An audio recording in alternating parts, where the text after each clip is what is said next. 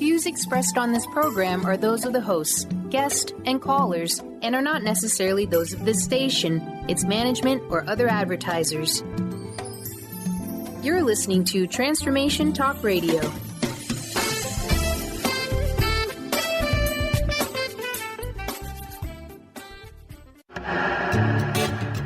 Get fired up for Spirit Fire Radio with your hosts, Dorothy, Riddle, and Steve Kramer. Get ready to shine the light on universal spiritual principles and uncover ways that ageless wisdom can guide you in cultivating consciousness in these modern times. Bring purpose to your life through practical spirituality and add to your awareness with Spirit Fire Radio. Now, here are your hosts, Dorothy, Riddle, and Steve Kramer.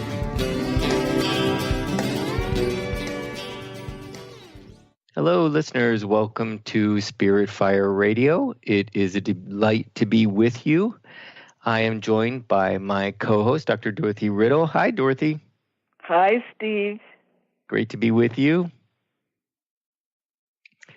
Well, listeners, it couldn't be a more apropos theme for August. We are talking about compassion for the rest of the month, and it seems that we all have been contemplating this word in the events of the last few weeks. What is compassion? How do we generate it? What gets in the way of our generating compassion, and why can that be so complicated? That's what we are going to talk about today. Before we do that, Dorothy, let's just tell our listeners a little bit about our organizations. So Spirit Fire Radio is a collaboration between two nonprofit educational organizations, and my half is Spirit Fire, and we are an educational nonprofit dedicated to teaching people the importance of spirituality and trying to show them ways that they can integrate that into their everyday lives. We do that through retreats and online programming and our own meditation practice called the Practice of Living Awareness. And you can find out more about that at spiritfire.com. And Dorothy? And I am with the School for Esoteric Studies. You can find out about us at esotericstudies.net. We are very excited about this collaboration because we purposely went looking for organizations to work with, having been aware that unfortunately many groups kind of compete with each other. So we were absolutely delighted. Our focus is on esoteric discipleship training, helping persons with a spiritual practice to deepen that practice and to become or act as world servers. And we do that through meditation, study, and service. So it's wonderful to be back with you again, Steve, this week. And I really look forward to our conversation on why it's challenging to be compassionate. Well, absolutely. It seems like we've all been sort of pondering that this week. You know, we survive these huge sort of astrological planetary events. We survived the planetary alignment. We survived the new millennium, 1999, went into 2000. We're still here, right? The solar eclipse, 2012. And we get back to life as it is. And when we take a look sometimes at life as it is, it's not always the most pretty picture, or we realize that there can be suffering and that we are in this together, right, Dorothy? Or we would hope that we all on some level have an understanding that we're in this together and we can rely on each other, which is at the core of compassion, yeah? And I have a quote for us, Steve. Beautiful. This quote is from Albert Einstein, and he said, "Our task must be to free ourselves by widening our circle of compassion to embrace all living creatures and the whole of nature and its beauty." And I'd like to link that, Steve, to one of the principles that we've talked about before and that I've written about in my book, Principles of Abundance for the Cosmic Citizen, and that is interconnectivity, that we are indeed all part of the same cosmic energy field. We are all connected. What we do, how we feel, how we think affects one another. And part of the challenge is to remember that, because when we forget it, that's when we start to act out of self-interest rather than compassion. Indeed. And I love the heart quality of that quote, right? We think of Albert Einstein as being this purely scientific genius, and he's talking about widening our circle of compassion to embrace all living creatures and the whole of nature, right? And its beauty. They're words we wouldn't, the average person might not associate with Albert Einstein, but it shows, the wisdom behind understanding that interconnection and understanding that it goes well beyond, it can go well beyond, our immediate circle, that we need to widen it and include all living things. I think that's a key, right? As far as I'm concerned, that widening the circle is so imperative when it comes to compassion, because it helps us understand that variety and diversity, are not really a scary thing, but it is something to embrace, and that actually can be wondrous to, behold all of the differences amongst us, and know that we're connected so that we can relate and help each other in times of need. Yes, absolutely. And I would just like to comment that for those of our listeners that are involved in spiritual studies, that read from books like the Blue Books of the Tibetan and Alice Bailey, there's a lot of emphasis in all of the metaphysical literature, actually, on what you might think of as vertical expansion. Our connecting up with our soul, with other parts of the spiritual realm or spiritual universe, and we forget that we're not in a linear environment. We're in more of a spherical environment.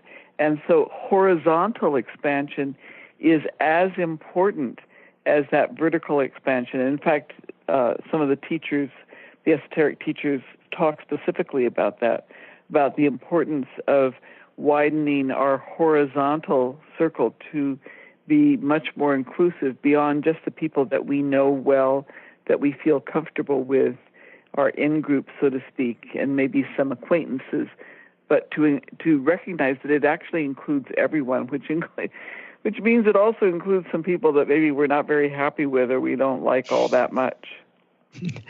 Indeed. You said, last week that without love and compassion, it was from the Dalai Lama, I believe, that humanity cannot survive. And so that horizontal is really coming to understand the human experience of the here and now of our fellow beings, not only human, but really the whole world and all of nature, which is what Einstein was saying. Yeah, indeed. Mm-hmm. Mm-hmm.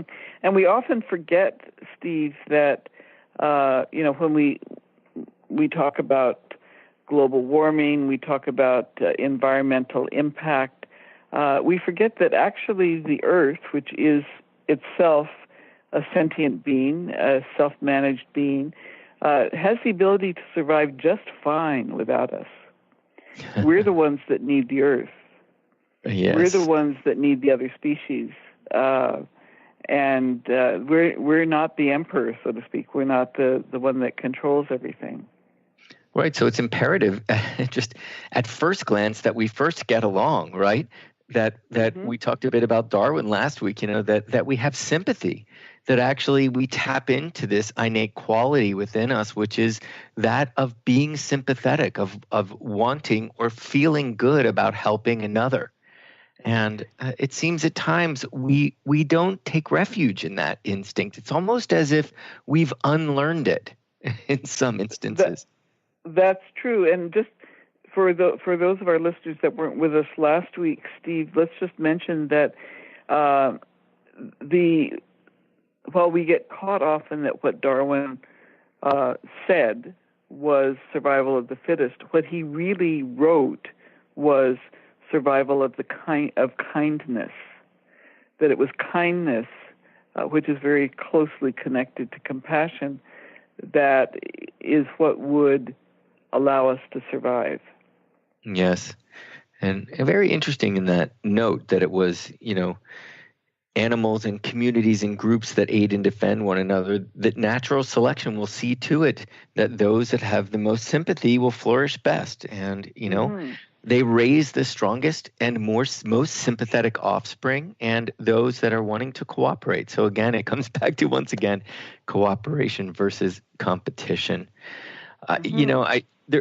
Just a bit of the news this week, I just have to say, last week rather, I was so moved by, after the horrible events in Barcelona, there was a coworker of one of the young men who passed, who was offering a tribute to him. And he was saying that he and his kids were on a trip and they were blogging about it. And he's got lots of friends and family all following his trip on the blog. And they just thought it couldn't be a better vacation for them and bonding. And tragedy struck in this van that he lost his life to. And he said in it, and this is the quote from him. He talked quite a bit about the kids and said that, little Alexander, he says, who's preparing for elementary school with the awareness that his life and family will no longer be the same. And then he says, when we think of little Aria, his daughter, who doesn't have that horrible scene in her eyes, but will never know her dad. He goes on, and as we feel into this tragedy and we relate to a child that will now grow up fatherless, we all, understand family and that kind of loss and can imagine it. And that's where compassion arises, is when we actually feel into what it is that they are going through. We experience it on a level where it moves us to feel a part of that human of that human family. I feel closer to him. I feel closer to his children and those who are suffering as a result of his death. And I'm moved, and compassion arises. So it's that, it generates that feeling of interconnectedness. But, we've got to be willing to sort of go there, just in direct sort of contrast to the Charlottesville event, where we got little compassion from our president, and it was such a stark, sort of so clear from one week to the next, where one left you feeling cold and sort of dangling out there, looking for leadership to sort of, comfort you and feel that they will lead you in a direction toward sympathy, toward care. And in the Darwinian sense. And another example where you felt right away involved in the situation and felt compassion arise. So for me, it was so clear in those instances. Well, also, if you saw the newscasts of the Spanish royalty visiting the hospital where the victims were being treated, and you could see the compassion in their eyes and just the way in which their bodies were held, that they were there, to bear witness to what had happened and to offer whatever comfort and succor they could. Bearing witness, beautiful way to put it, right? We all can understand that. Dorothy, we're already at our first break, so listeners, we're going to go to a break, and we'll be right back, and we're going to continue this conversation on compassion. We'll be right back.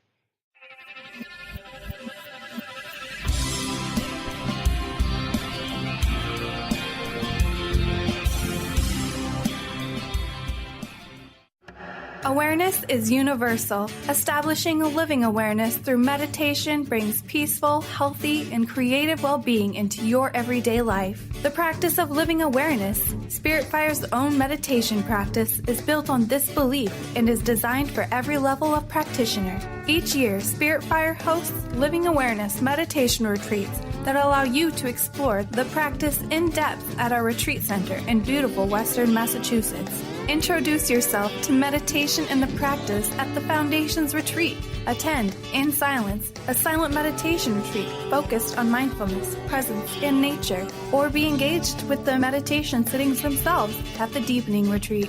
Start adding to your awareness and attend a meditation retreat designed to cultivate consciousness in your everyday life. For details on attending a Living Awareness meditation retreat, visit upcoming events at www.spiritfire.com.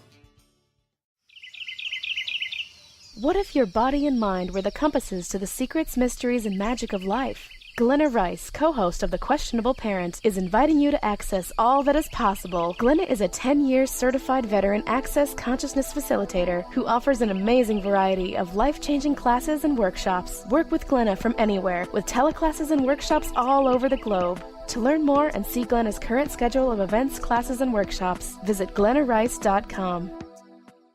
Do you want to heal your body and mind? Your body has a lot to tell you if you just learn to listen to your intuition. Audrey Michelle, host of Rewired Life Radio, can help you peel away the layers that are holding you back from living your best life. Tune in to Rewired Life Radio. Learn to love, heal, celebrate on Transformation Talk Radio every Wednesday at 12 p.m. Pacific, 3 p.m. Eastern. Connect with Audrey at audreymichelle.com. Calling all moms, it's time to awaken your vibrant, intuitive, loving self in every area of your life. Join host Debbie Pokornik as she shares thoughts, stories, and tools to help you stand in your power. Listen to Vibrant, Powerful Moms helping everyday women create extraordinary lives. Mondays at 2:30 Pacific, 5:30 Eastern. For more information about Debbie, visit empoweringenergy.com. That's empowering with letters NRG.com. Discover the healing medicine from the giant monkey tree frog Cambo. Cambo practitioner Ginny Rutherford and professional psychic Todd Rolson have come together for lively discussions of alternative healing medicines from the Amazon. Ginny and Todd bring you Cambo Talk Radio. Tune in each Monday at 1 p.m. Pacific to hear from guests all over the world with real life stories and the medicinal benefits of Cambo. For more information, visit cambokiss.com.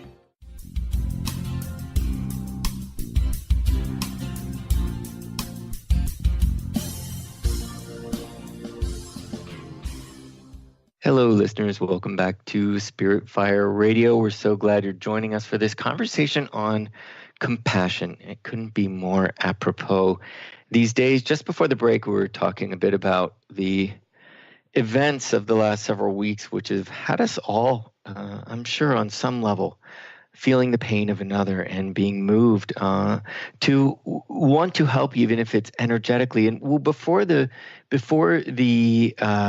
break, I was just talking about feelings arising as I heard a tribute to somebody who lost their lives in Barcelona, and that feeling of compassion, it really arises quite naturally. You know, it's when it's missing, it feels quite strange. You know, you for me anyway. I certainly could only speak to myself, but residing in the heart, it feels warm. It feels.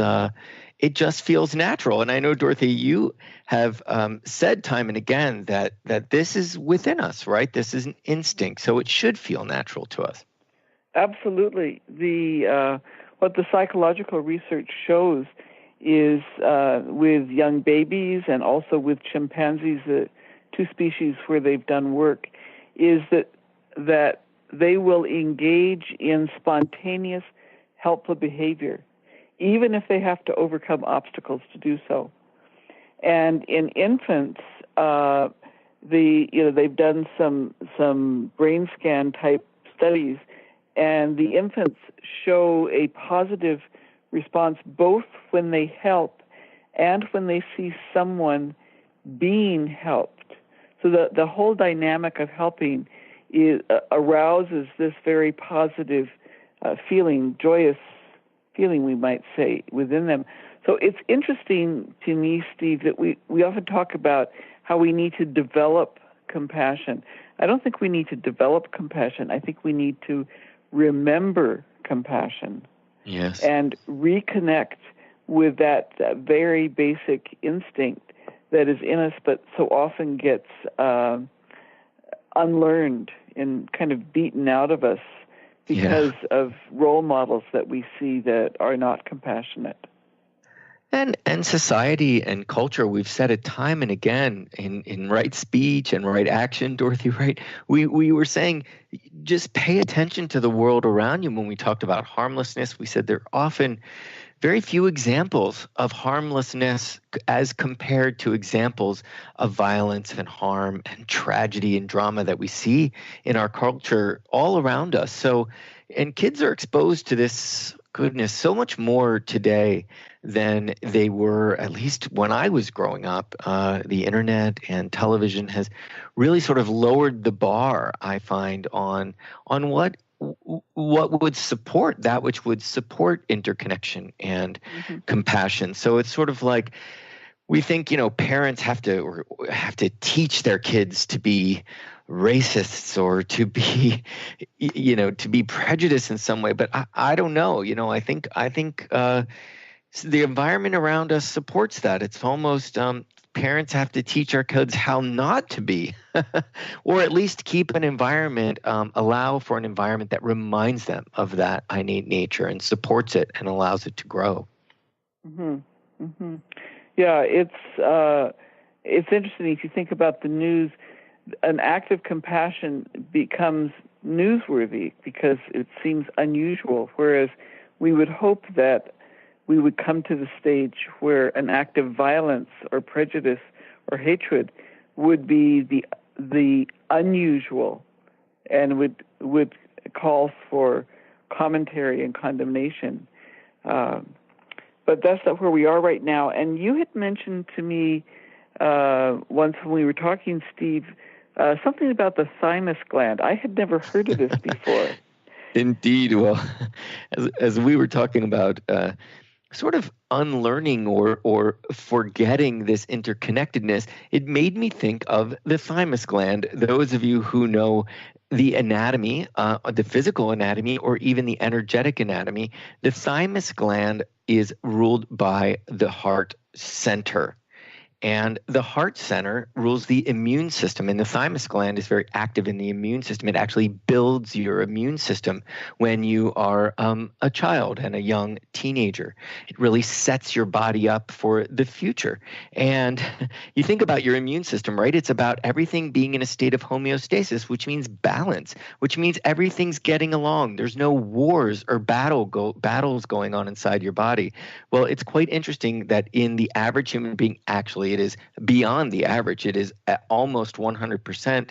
The thymus gland becomes atrophied as we reach our 20s. And isn't it interesting? That's about the same age when we strike out on our own. We become individuals, right? I am my own person, and we develop our personality. And then within that, we can have a tendency to forget that we're part of a larger group because we're so firm in establishing our independence that we forget our interdependence. And as a result, this gland completely atrophies. It does not work. And the esotericists and the ageless wisdom says that one day when we don't forget our interconnectedness, when we actually evolve to a place where we're not working through this independence, but actually it is a vehicle, the independence is a vehicle for actually an expression of the greater group, that our thymus gland will stay intact. It'll work through our whole lives. So it'll be interesting to see. Well, and to me it's interesting, having been trained as a psychologist, within traditional psychology, developing autonomy, becoming independent is like the peak of what you aim for. And yet, to me, what I have learned and recognized is that it's just one stage along a journey towards remembering that we are part of the one life. We are part of one giant cosmic energy field. We are all one. Right. And that is the prior, what you were talking about, this pinnacle, of independence, that can get in the way with compassion, correct? I mean, when we view ourselves as totally separate from another, when in order to feel compassion, we've got to connect, and we've got to actually tap into another person's pain, even if only for a moment. And if we're protective, if we don't want to feel pain, or if we feel anger or resentment towards another person's suffering, that's so unjust what happened to them, and we can't get beyond that because we have our own thoughts about it, our own ideas around this event. We're actually not connecting on a heart level. We're not connecting from a place of interconnectivity and interdependence. So that person may need me, and I can understand, or I can put myself in their place. And so it's very important. And that's sort of, emotional, the capacity to sort of explore our emotions is a big part of this too. Yes, and I think it's important to keep in mind that when we separate ourselves from another or from a whole group of others, what we're doing is we're creating this illusion of duality. And as soon as we create two groups, we seem to automatically see one group as better than the other. And of course, the group that we're in, or we ourselves, are the ones that tend to be, quote, better. And then we feel pity or judgment on that other group. And so the separation between self and others is inherently toxic. It brings about dynamics that are very damaging. Yeah. Well, and not to once again go back to the state of the nation or the state of the world, but that was what happened after this tragedy that happened here in the States, and we all wanted to come together, I feel, as a one humanity, and it was immediately turned into this dual situation of one versus another, instead of sort of rising above and saying, well, wow, let's look at what's happening here. And criticism, right, Dorothy? I mean, why? Yes. We can't go without talking about criticism when we talk about falling into the trap of duality and one versus another, because it that's it. It begets separation. Yeah. Mm-hmm. Well, and I think the whole dynamic of criticism, it's easy to think that we're doing somebody else a favor by pointing out their shortcomings. We're helping them along. And yet, unless somebody has actually asked for feedback, or we are in a position where it is our responsibility to provide feedback, we really have absolutely no business commenting on somebody else's life. We have no idea the path that they're walking. We have no idea the sole purpose that they're trying to achieve, the struggles that they're going through. We need to just focus on doing our own part, keeping our own compassion intact instead of focusing on somebody else. Absolutely. Until we can focus on them without the pity and without the criticism or the judgment, when we can focus on them from the place, of the heart. Right. And in fact, in some of the metaphysical teachings, what is said is that criticism is the worst characteristic. It's the most damaging characteristics because of its separative nature.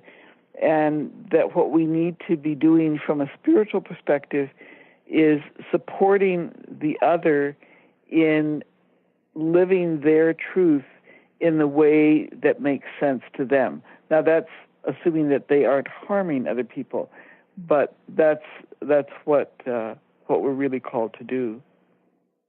Well, may it be so, Dorothy, right? May it be so. Mm-hmm. We're at another break. We will be right back after these messages.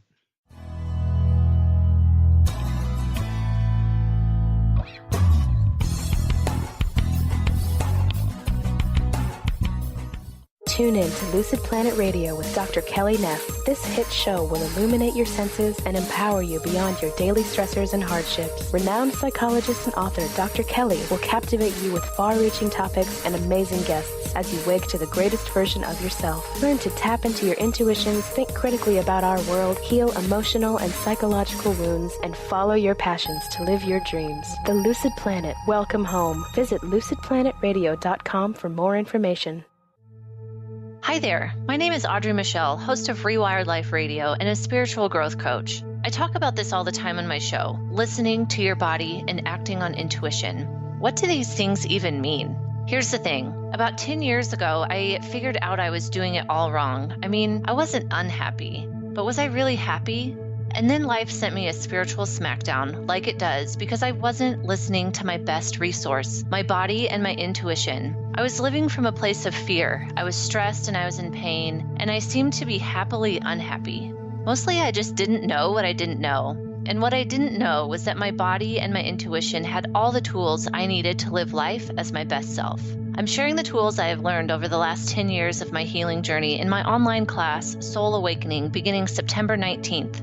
Learn more. Go to audreymichelle.com/awaken. That's Audrey Michelle, spelled MICHEL.com/awaken. Gain powerful insight and practical tools to support you on your spiritual journey.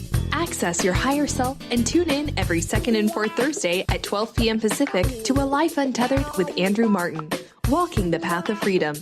Andrew is a highly attuned, intuitive oracle, energy worker, spiritual teacher, and international radio host. For more about Andrew and his services, visit thelightones.com. Known for his keen sense of humor, contagious smile, and extensive esoteric wisdom, EJ translates deep spiritual wisdom into practical advice to empower you to live your happiest, most fulfilled experience. Mystic Living Radio, Deep Spiritual Wisdom, Practical Advice with EJ, Eliyahu Jihan. This hit show delivers profound experiences for all who want to live life to their deepest desires. Tune in monthly for Mystic Living Radio. Learn more by visiting vitaltransformation.org. Thrive is what we experience when our mind, body, and soul operate as one. When we thrive, we excel on all levels. Thrive is the mindset that matters. It is essential to our being. Have you ever found yourself looking for the instruction manual on how to thrive? You'll find everything you need to help you feel strong, powerful, and peaceful in your own body. So don't waste any more time. Visit thrivebyjen.com today.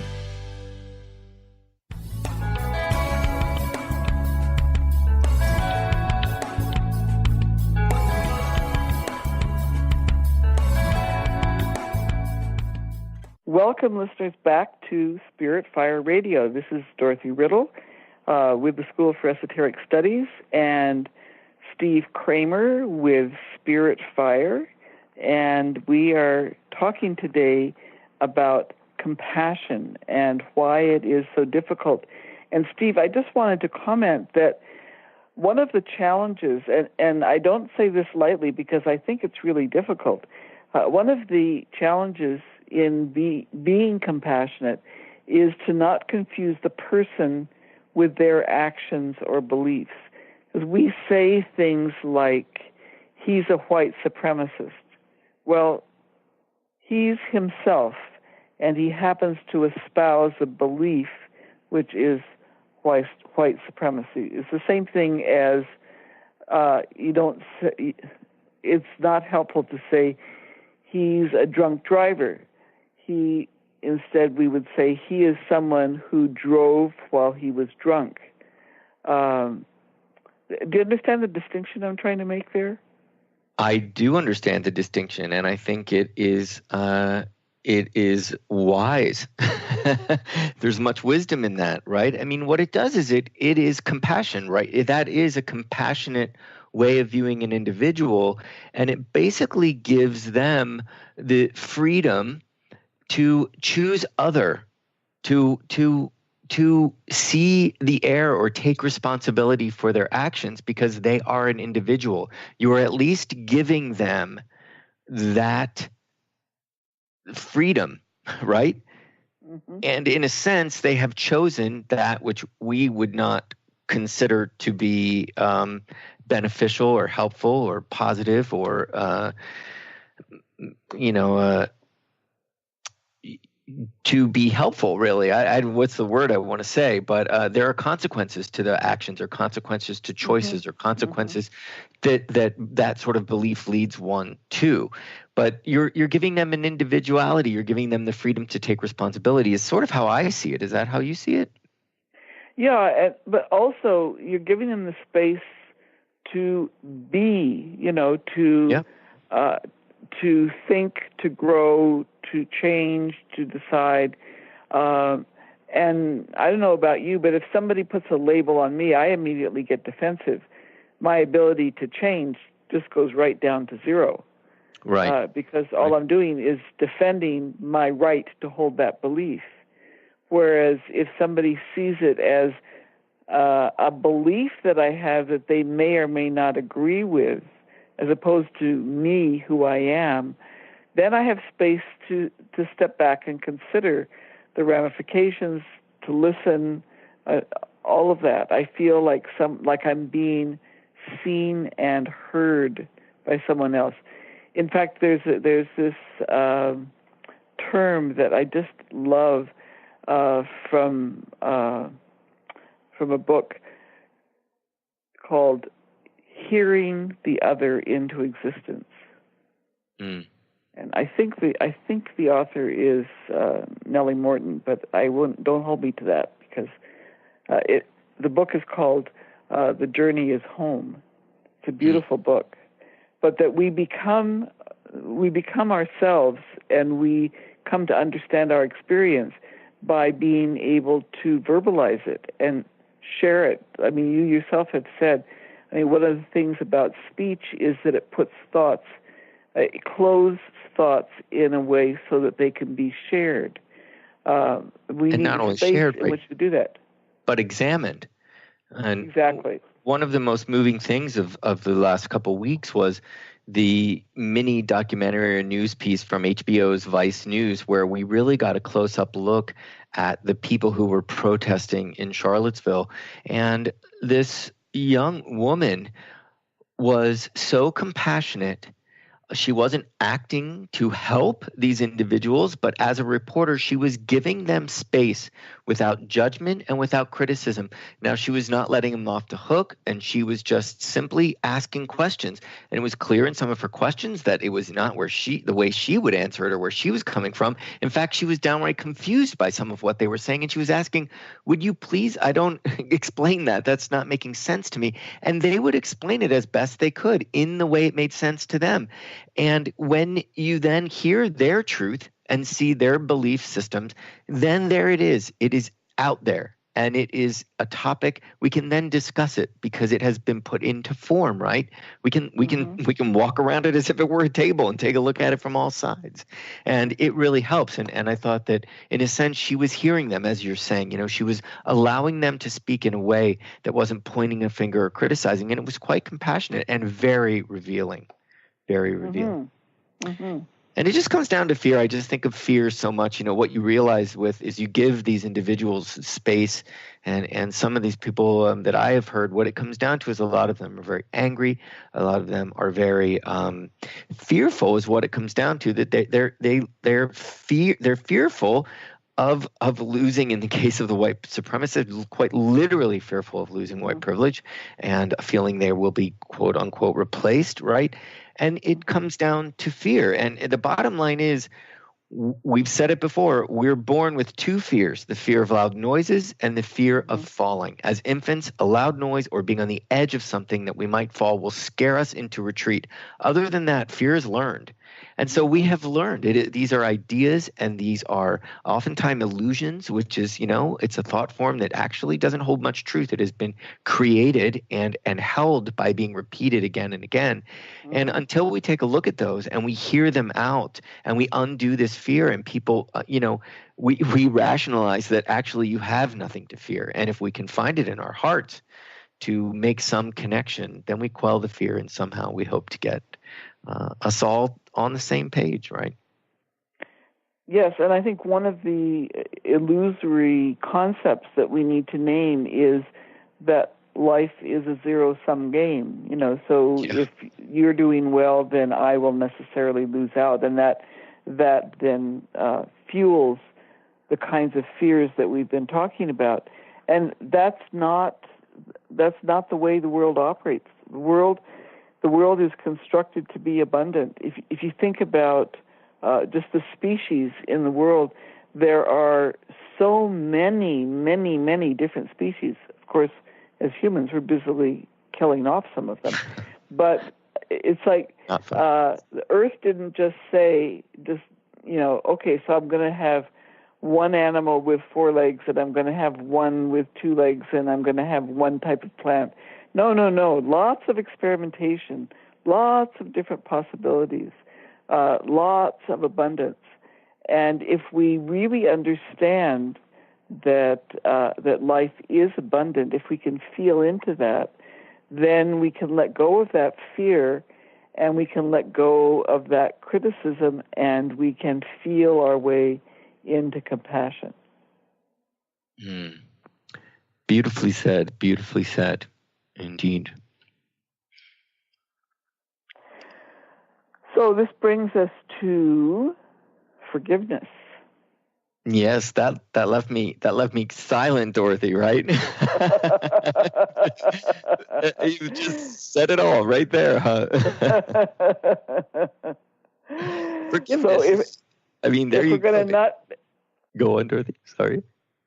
So if we're going to be compassionate and not be critical, then the feeling that we have to have within ourselves is generated first by being able to forgive ourselves, right? Because compassion is grounded in the fact that we have a shared human experience. And part of that human experience is that we experiment in ways that don't work out as much as we experiment in ways that do work out. And when we make what we feel is an error or a mistake, we have to be able to forgive ourselves, to look at ourselves with compassion, because how we treat ourselves is how we're going to treat other people. Yes, we talked about that quite a bit in the first talk on compassion, and it just goes back and forth, Dorothy, right? Because imagine if you are surrounded by criticism. Good luck trying to forgive yourself. I mean, it really has to go both ways. We've really got to create an environment that supports support, and that supports sympathy, and that supports, quite literally just this idea that we all make mistakes. We have flaws, but we can grow. We can grow out of them. Indeed.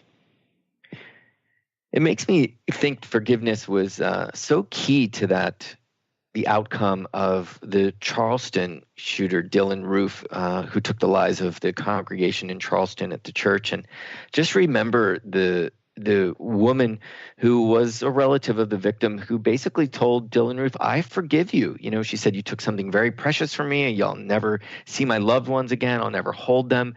But I forgive you, and I have mercy on your soul." And boy, oh boy, it resonated. I was actually in South Carolina. I've got quite a bit of family in South Carolina, and I was there with my partner when that happened, and my relatives were so moved, and there was just a vibrational shift happened with that forgiveness that I feel resonated throughout the South, and it has permeated. It has stayed. Some of my relatives, goodness gracious, there are some things that they've said that I've just gone, "Oh, have mercy on your souls. Please, take a look at what you just said," who have in many years really come around to just be some of the most genuine, compassionate human beings. And there are just these shifts I find happening in the South. And despite what we saw happening in a couple weeks ago, that act of forgiveness and that statement of someone taking a relative's life and saying, "You know what, I forgive you because I won't, I see you as human and I have mercy on your soul."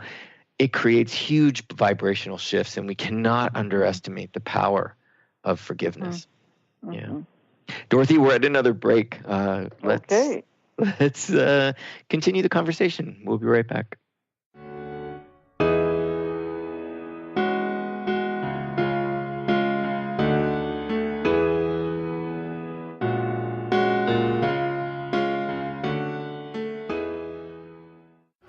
Awareness is universal. Establishing a living awareness through meditation brings peaceful, healthy, and creative well-being into your everyday life. The practice of living awareness, Spirit Fire's own meditation practice, is built on this belief and is designed for every level of practitioner. Each year, Spirit Fire hosts living awareness meditation retreats that allow you to explore the practice in depth at our retreat center in beautiful Western Massachusetts. Introduce yourself to meditation and the practice at the Foundation's retreat. Attend, in silence, a silent meditation retreat focused on mindfulness, presence, and nature, or be engaged with the meditation sittings themselves at the Deepening Retreat.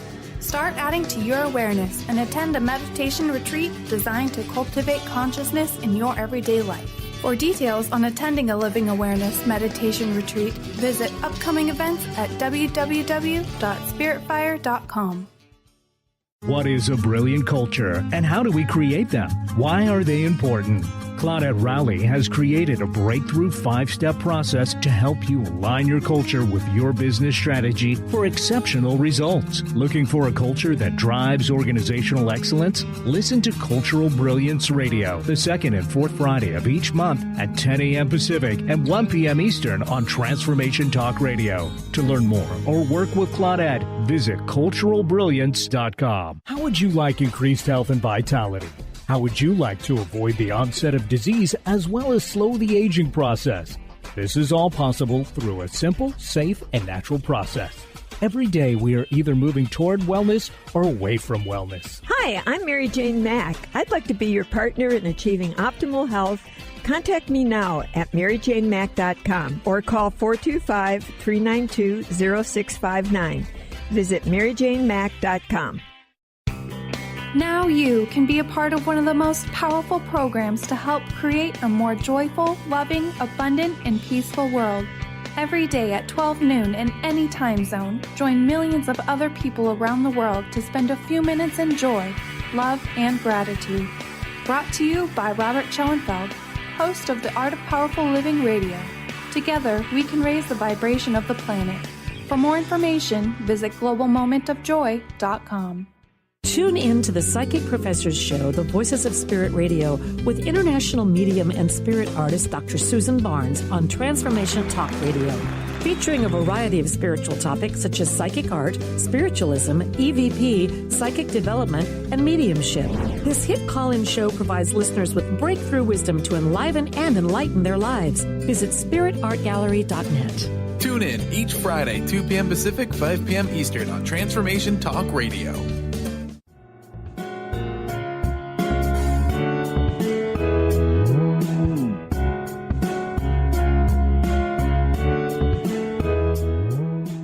Welcome back to Spirit Fire Radio. It's a delight to be with you talking about such an important topic, compassion, just an important component of the spiritual path and the human path.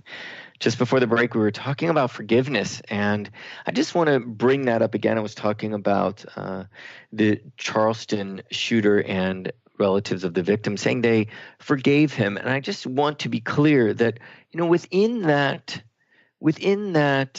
forgiveness, within that mercy, was not letting him off the hook. That forgiveness is not a pardon. It wasn't saying that this is okay or I understand, but it was that I am giving you. It is forgiveness. I am giving you this space. You know, I am giving you my heart. In that I see what you did, and I have mercy on your soul that you may learn or make other choices, but certainly not about pardoning, right, or forgetting, really, as the South didn't. That started the big move to take the Confederate flag down on the state grounds of South Carolina. So, and certainly it led to actions and wasn't just forgive and forget, right, Dorothy? Mm-hmm. Yeah. Well, and you shared that experience about the Charleston shooter. I'd like to share an experience of my mother, which really both touched and shaped me in a certain way. When she was in her early or mid-50s, she and my father were living in New York City in Manhattan. They were on the kind of upper part of the east side near one of the parks. And she went to church on a Sunday morning, and she was coming back home just before noon, walking down the street, and a man jumped out of the bushes, grabbed her with a knife to her throat, and raped her, and then fled. He was never caught. And when she related that story, what she said was the whole time it was happening, what she was thinking to herself was two things. One is, I forgive you. And the second is, I will not allow you and this action to turn me towards hatred. And I just thinking my way into that experience of being held with a knife across your throat, being violated, and instead of being consumed by fear or rage or any of those, to be thinking, I forgive you and I will not allow this experience to move me to hate. Wow, to stay intact, right, through that. Yeah. It was a very poignant experience to me. Wow, and was that the case? And you? Yes. It sounds so. Yeah, she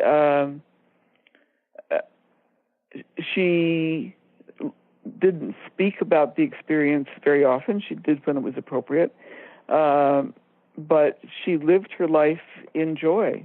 Really, she's one of the most joyous people that I knew, and she did not let that experience change that for her. She continued to be very curious about other people's experience, very interested, very supportive, very compassionate towards other people. Wow, we've spent a lot of time talking about the negative, that it's such a fresh. It feels so fresh to hear you say joy, and curiosity, and that sense of wonder in the human experience, that you could even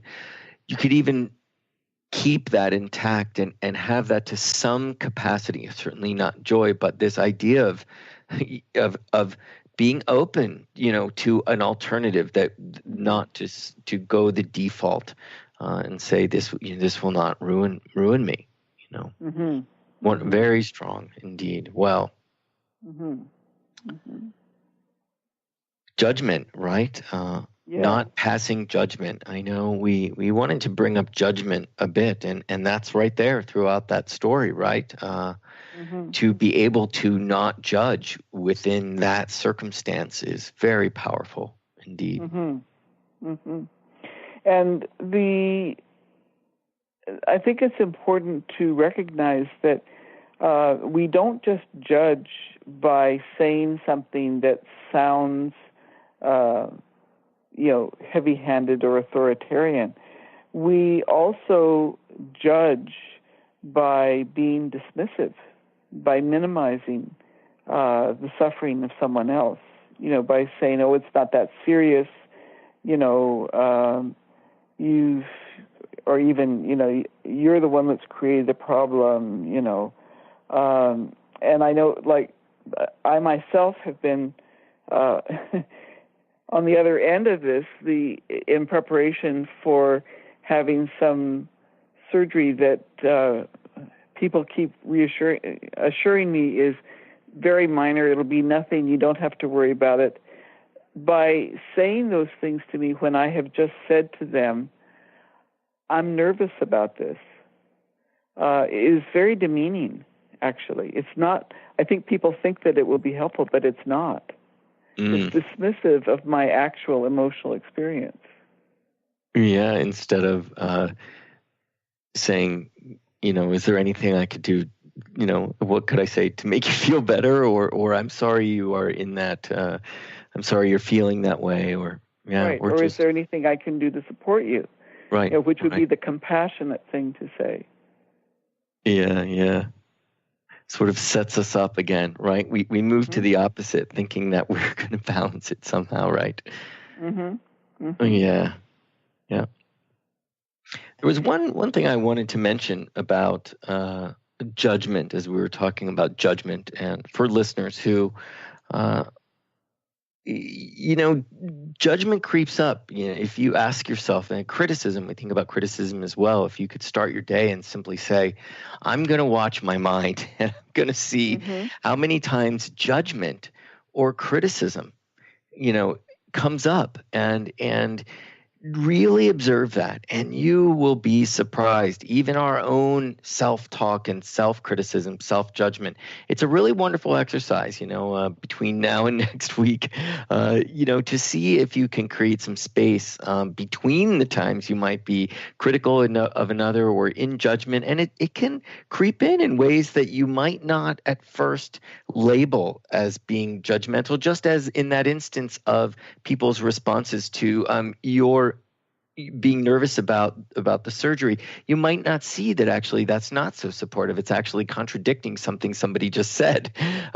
And so to watch for that, within a meditation practice, almost every meditation practice begins with struggling with the mind, and we will inevitably judge, why can't I stop thinking? Why can't I quiet my mind? Why do these emotions arise? Why am I so uncomfortable? Most people don't want to meditate because there's so much resistance that comes up.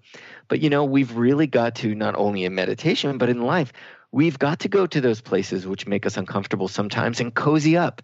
That's how we change the story. We've got to face that which we resist and ponder its qualities, ponder its essence. And, we realize that what we resist, it will persist. That saying is quite truthful. So, study it within yourself. The whole first half of our meditation practice is a shamatha practice. It's quite literally a peaceful, abiding practice, because until we can learn to sit peacefully with ourselves, we really cannot approach someone else with a peaceful demeanor and balance and non-judgmental attitude, which means coming from the heart, which is compassion. Dorothy, we have a minute left. Anything you'd like to add before we go? Well, I just want to bring us back to the beginning, which was the widening our circle of compassion. And I think, just as you were saying, watch your mind, watch your judgments. I would encourage people, as you go out through your life, pick a time each day when you watch how wide your awareness is. Are you focused only on the people that you know? Do you welcome into your awareness other people, other experiences, other species? How are you in the world? What is the circumference of your awareness? Mm-hmm. Beautiful. Well, Dorothy, it was a very rich conversation. I look forward to continuing it next week. We're going to talk about ways to generate compassion. So I look forward to that, and we'll be wrapping it up. So strengthening compassion, listeners, I hope you join us next week. It's been great, Dorothy. Thank you so much. Thanks to you too, Steve. All right. I'll see you next week. Thank you for listening to Spirit Fire Radio. Tune in each Wednesday at 9 a.m. Pacific, 12 noon Eastern for your weekly guide to purposeful living and practical spirituality.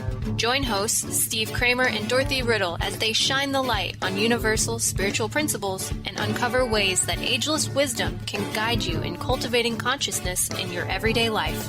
Add to your awareness with Spirit Fire Radio. To learn more, visit spiritfireradio.com.